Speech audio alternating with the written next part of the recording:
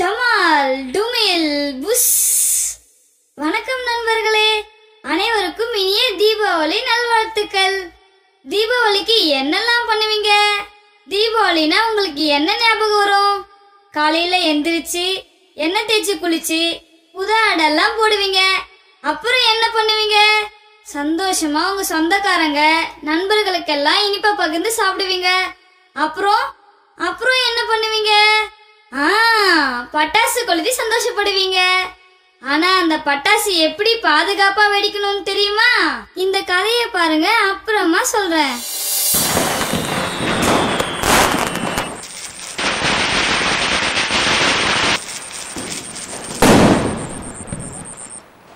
பார்த்து ஜாக்கிரதையா வெடிங்கப்பா. நெருப்பு கையில படாம வெடிக்கணும். என்ன சரியா? சரிப்பா.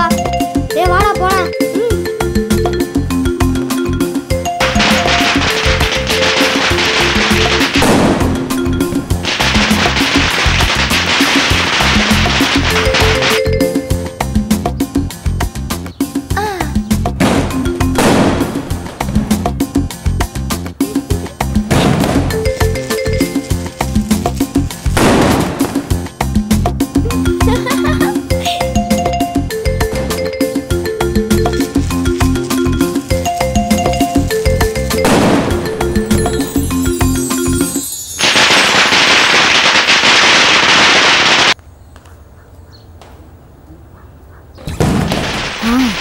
இந்த நாய் வால்ல இந்த சரவெடியை கட்டிடலாம்.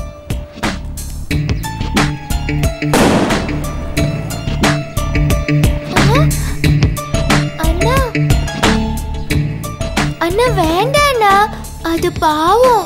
பாவமாவது புண்ணியமாவது இந்த நாய் படுற பாட்டை பாரு.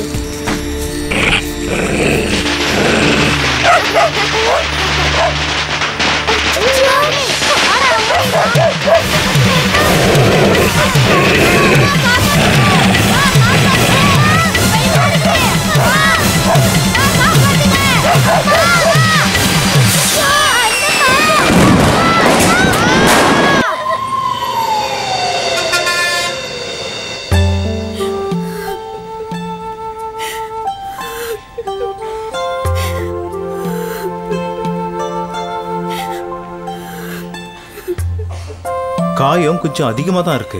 செப்டிக் ஆகாம பார்த்துக்கிட்டீங்கன்னா சீக்கிரம் குணமாயிடும்.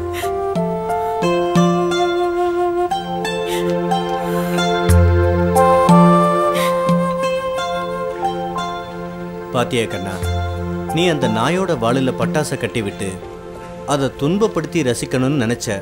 ஆனா இப்ப அது உனக்கே திரும்பிடுச்சு. பாத்தியா? பா, நான் இனி யாருக்கும் எந்த கெடுதலும் பண்ண மாட்டேன்ப்பா.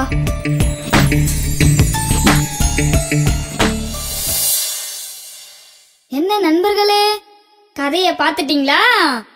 நம் தீபாவளி பட்டாசை பெரியவங்க பாதுகாப்புல தான் வெடிக்கணும். அப்படி வெடிக்கும் போது பட்டாசை தலையில வச்சுதான் வெடிக்கணும். கையில தூக்கி போடுறதோ மற்ற உயிரினங்களை துன்புறுத்தவோ கூடாது.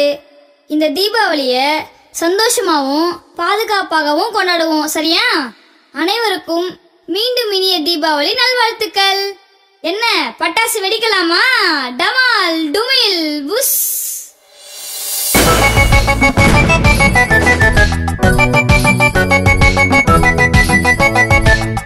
இனிப்பு வகை ருசித்திடுவோம், இறைவனுக்கு நன்றி சொல்வோம்.